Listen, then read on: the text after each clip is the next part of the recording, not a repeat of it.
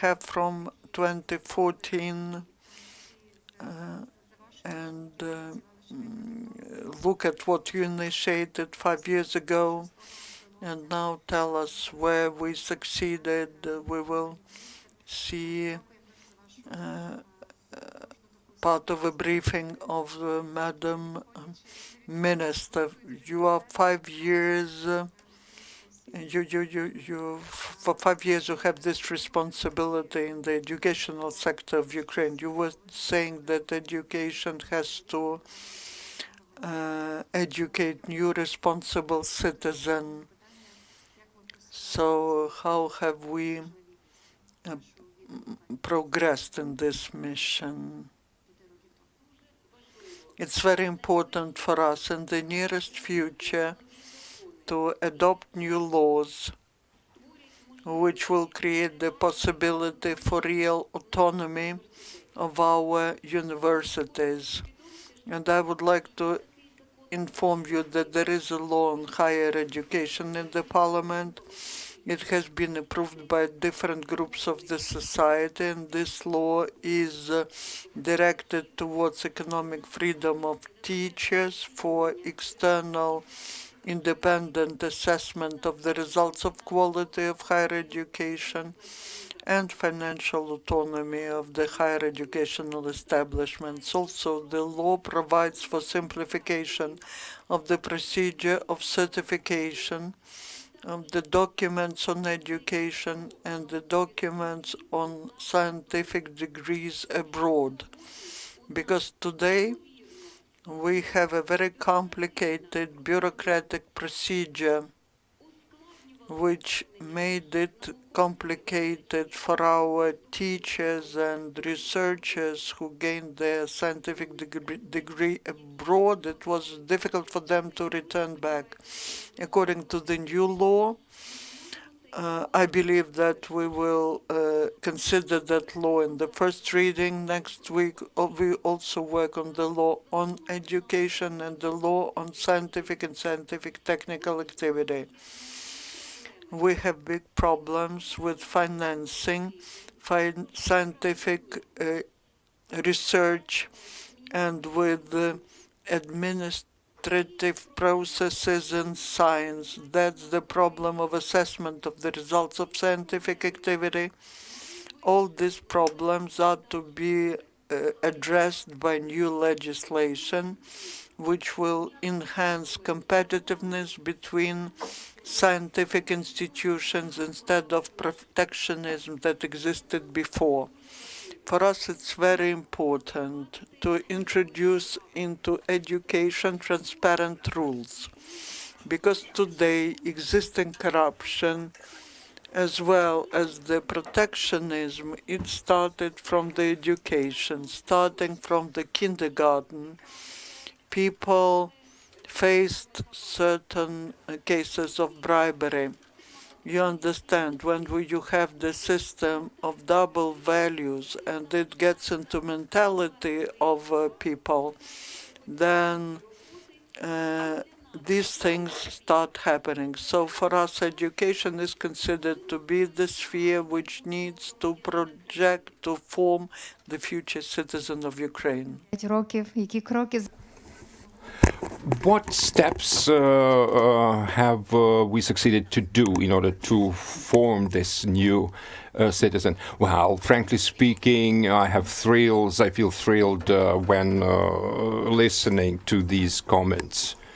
First of all, Natalia, I would like to congratulate all your team with this 5-year anniversary, because its activity as the reason for its establishment have been quite unusual, and you have done a lot. You've managed to do a lot. At the time when quick reaction was needed, inform the other countries, inform our partners what's happening in Ukraine. So one cannot overestimate your input, your contribution. What I was delighted to hear when listening to all these comments, I'd say that in 2014 we adopted a bill on education, which simplified the way of adapting or rather validating the degrees from foreign universities. Also, the master programs, a lot of them have been done anew. Today, the Ministry of Education has centralized the system of education. Whatever we haven't managed to do was to improve the quality of the education. So on one hand, this reform enabled the universities to progress, to go forward. But the problems that persisted, they went in depth, so to say. They have become more deeply rooted. And if we compare our universities with foreign education establishments, I'd say that we managed to sign a number of agreements with American, West European universities, British universities.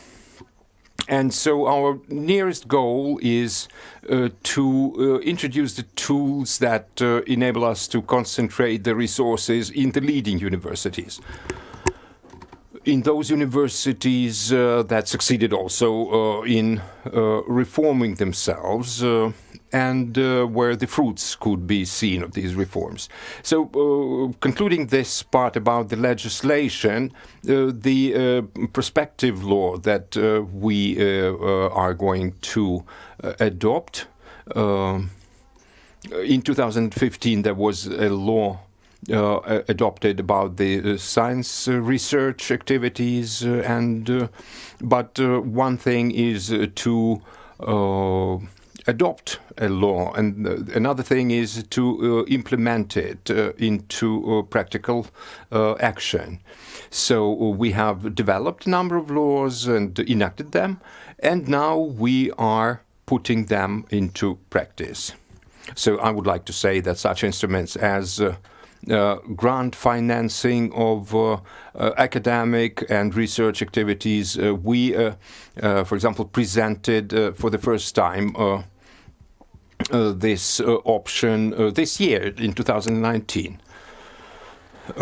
And for example, a research center that has its own budget has only become practical since the beginning of this year, 2019. For a research establishment to start working, this regulation, or rather this statutory document, was needed. We haven't had any precedents of this sort, so these steps have been quite difficult.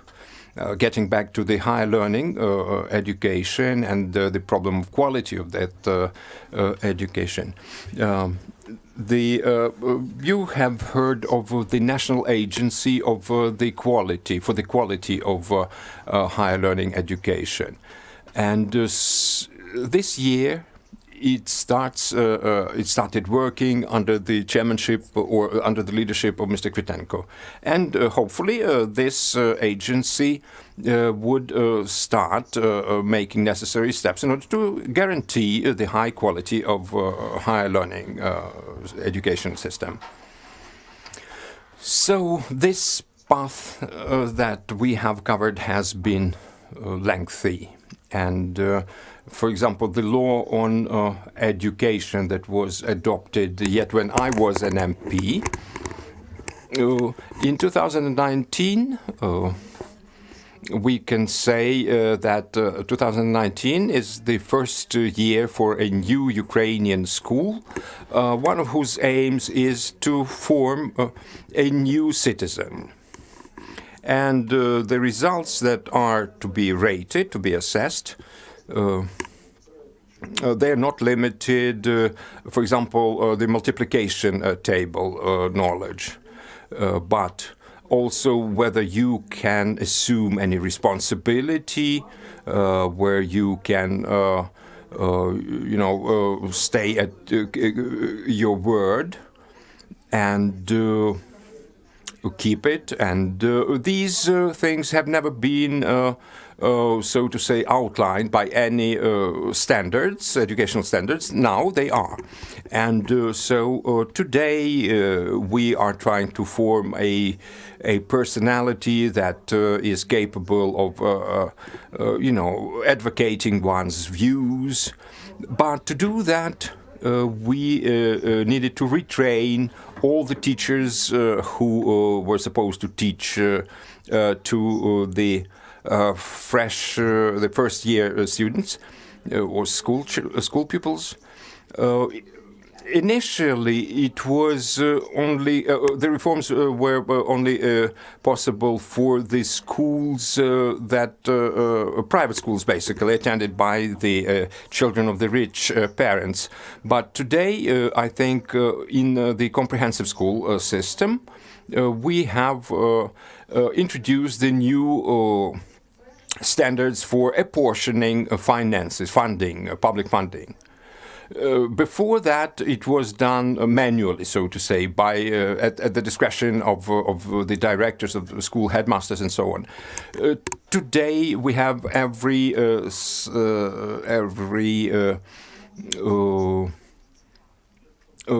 donation from the budget.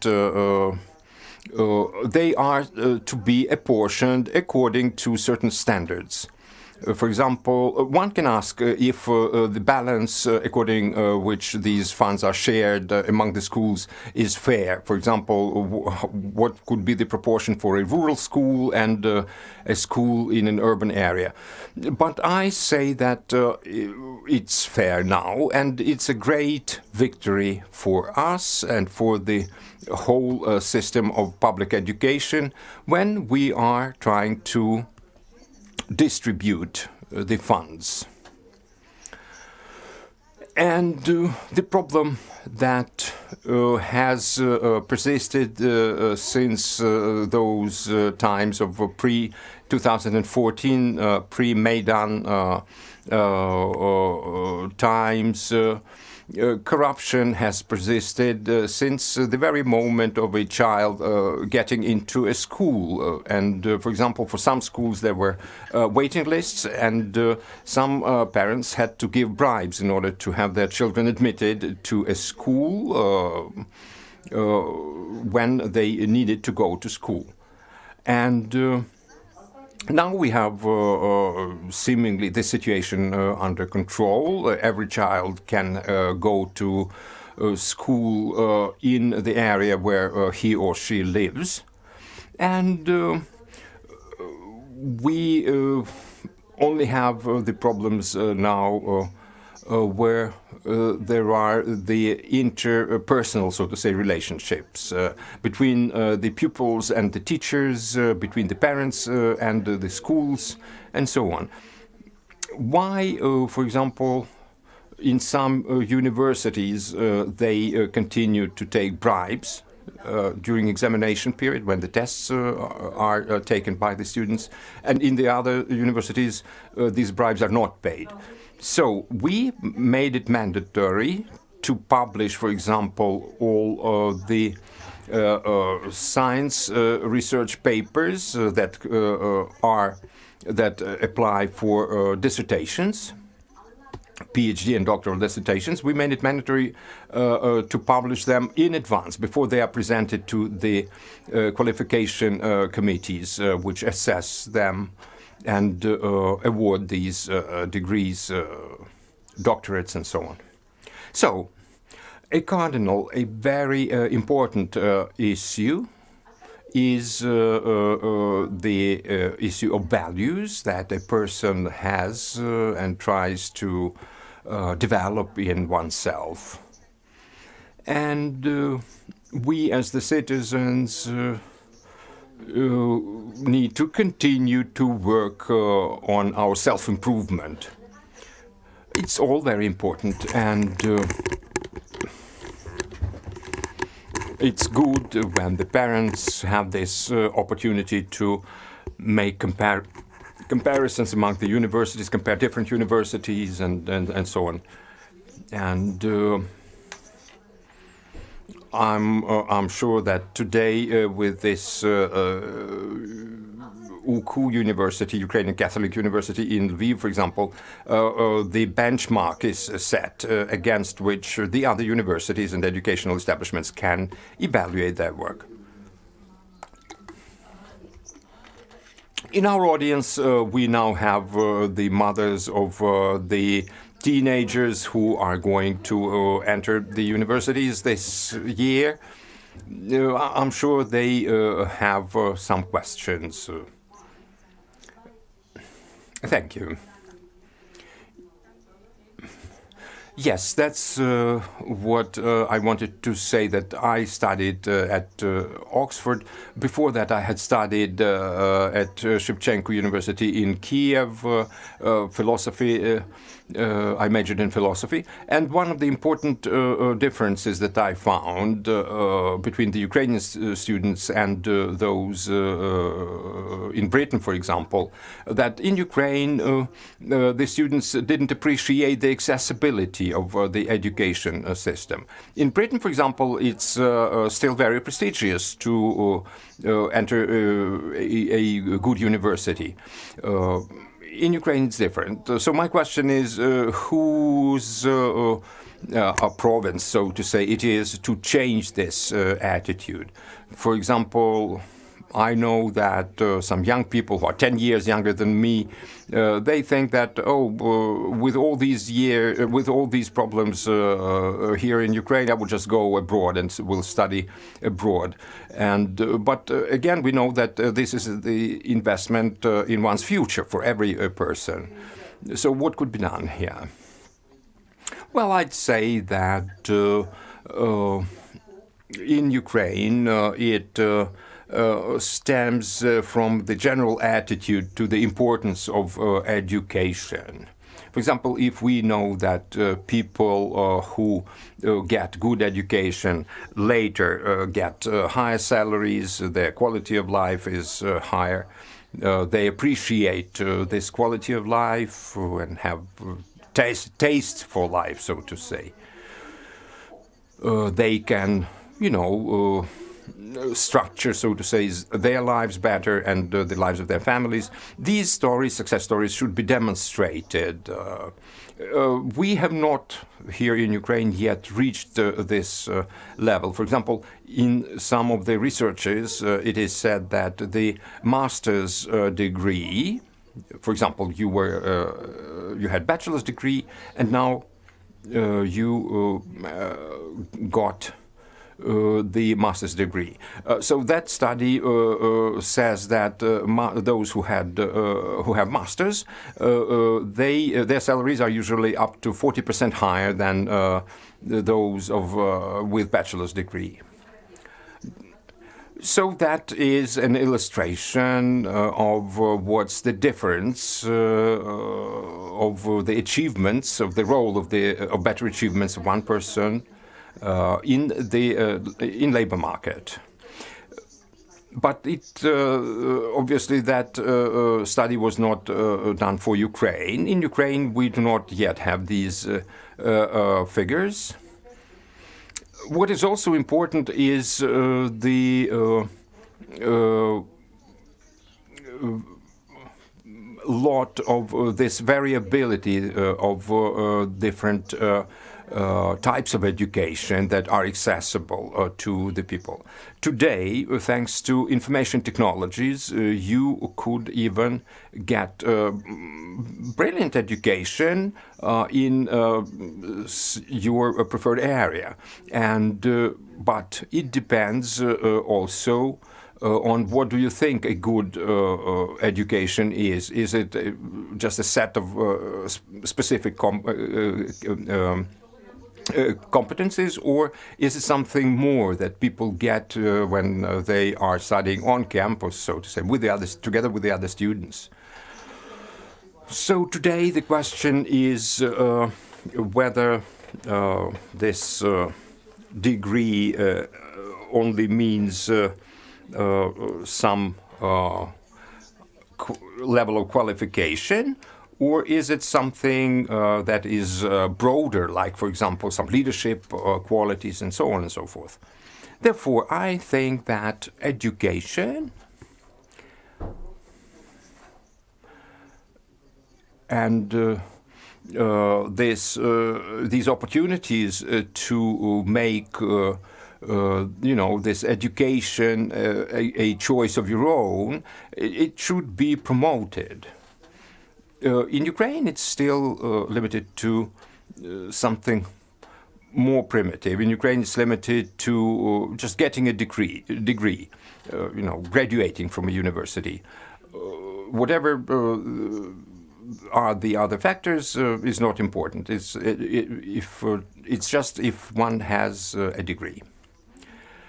Today, we are also paying a lot of attention to vocational training. For example, some colleges that having graduated from which you could get a salary that is 4 times higher than average salary.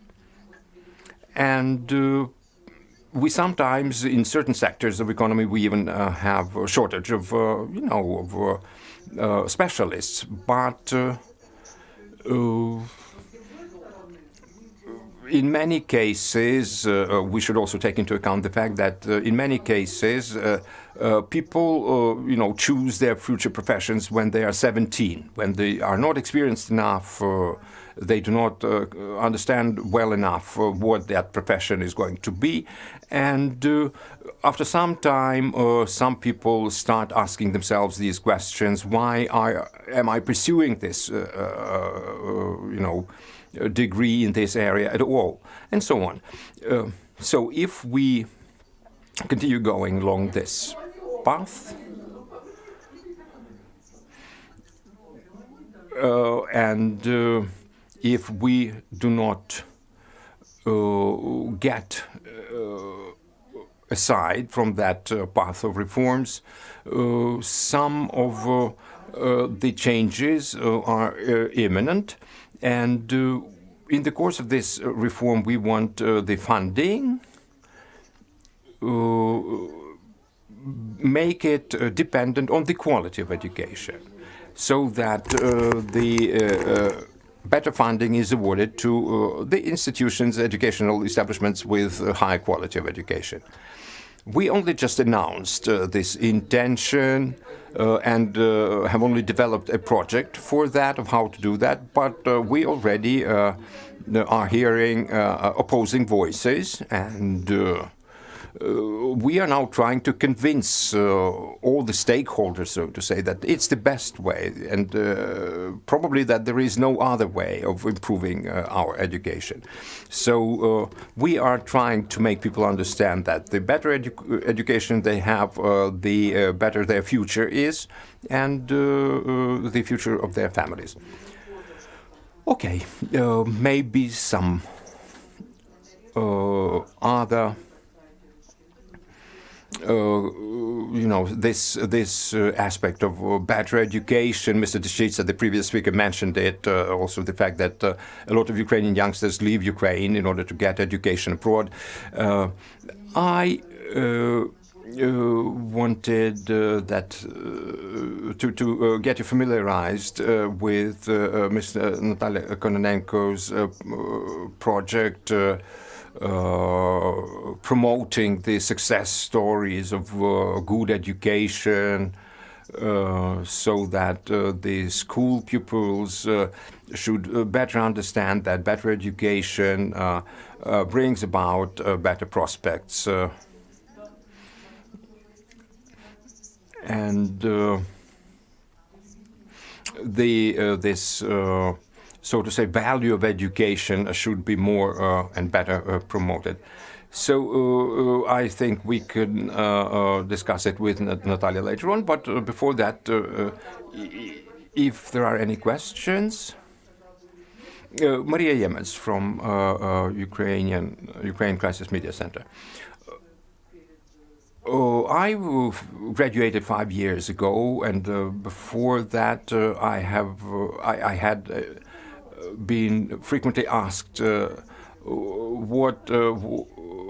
was I doing when I studied where I studied at that time? So, as you are at the helm of the Ministry of Education, a lot of I would like to ask you. Some people have the impressions that the reforms have been slow. So my question is, with the rate of movement, so to say, towards these reforms and the resources that we have, when would these results of these reforms be obvious for everyone and everybody? The reforms at the secondary education system and at higher learning, in the higher learning system. Well, let me tell you that if you ask the first year school pupils, first graders, parents, whether they feel any reforms, any results of the reforms, they would say so, and they would confirm that.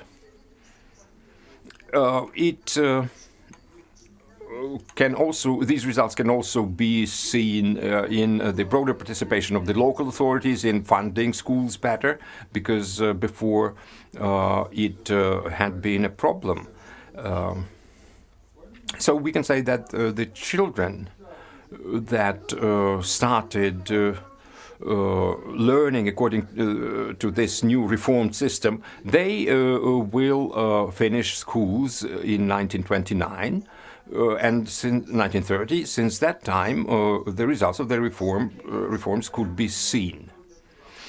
Now we are also working with the International Monetary Fund, looking for financing, for funding of the high school stage. The last 3 years, increase it from 2 years to 3 years, and to fund that. So we hope that by the time when this new term of studies is enacted, there will be the 18-year-old people finishing schools who would be more mature, more experienced, and there would be less instances when people complain that they need to have tutors in order to pass the final exams that are now external exams or tests for the external evaluation of the results of school studies for all the pupils. And yes, this is also an issue of resources and also of the synchronized, so to say, joint work of all of the authorities of all levels, because the best reforms could be devised, but the final stage is when a teacher goes into a classroom, closes the door, and the lesson starts. A lot depends on the teacher. That's why we also spoke a lot about the need to raise the salaries of the teachers. The teachers' salaries were raised almost 40% last year, but this is not enough. Therefore, when I'm asked about this timing, and I think the 3 factors should be named. First, probably the resources, or even probably the more important is the political will of the authorities to continue the reforms. We are a democracy where the ruling quarters are changed, the governments are changed, and it brings about changes from top to the bottom in the whole public system.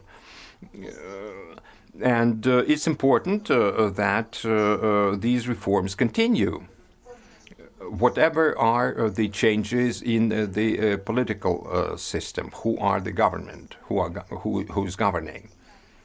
Second, as I have already mentioned, the resources that we can put into the education system. And it used to be 1 billion last year, and this year it's again 1 billion, and it's very large investment. Is it enough? No, because it's a big country, and the educational system in it is also large. We have a lot of obsolete premises, very burned out premises. In many of them, up to 70% is the level of this amortization, we can even say. What are we doing about it? We signed a treaty with the European Union, searching for funds from them in order to fund the improvement of material, assets. We gave, as the ministry, some autonomy to the local educational bodies and authorities, and now it's up to them to be more proactive. I met recently the people who visited the United Kingdom, who spent there some time learning the leadership qualities. And there was a question about who could or up to whom are these is the leading role in pursuing the reforms, educational reforms in Ukraine. Their reply was the largest part of a number of them answered the teacher. And the Ministry of Education was in when these the replies were ranked, was somewhere at the bottom. So this freedom, relative freedom for local authorities and educational bodies should be supported by the ministry for the secondary education. And in the higher learning system, the reform should go along the lines of better support and better funding to the leading universities who have already reached some results. But as it is not a secondary education system where we need to provide for this minimal package of educational services guaranteed by the Constitution, one cannot choose a comprehensive school or secondary school or because one lives in a certain area and he or she does not have much choice. But as far as the universities are concerned, we today have universities which provide wonderful level of education, who form the patriots and citizens of Ukraine.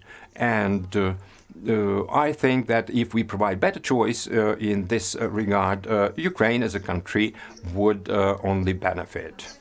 I think this optimistic note is very positive for the conclusion of our discussion, of our marathon dedicated to the 5 years of Ukraine Crisis Media Center.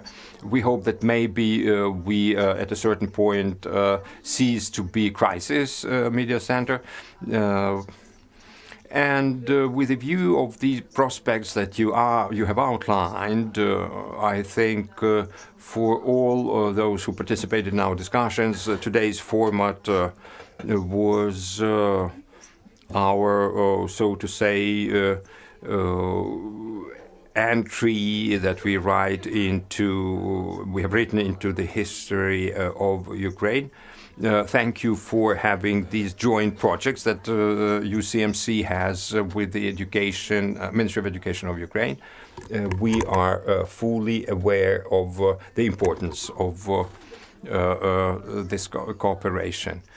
I wish you new projects, new ideas that would not only be dedicated to the crisis aspects, but also to some other aspects. One of the components, by the way, of the crisis that we live through is the lack of of any long-term vision for Ukraine. And I think that only if we develop such long-term view, long-term vision, would we be able to get out of the crisis. Thank you very much. Colleagues, thank you all. Thank you to those who have been with us for the whole day today. I think I would ask Ms. Marta Bilas, our director, what are our plans for the rest of the day. And now I would like to invite all the UCMC employees to join us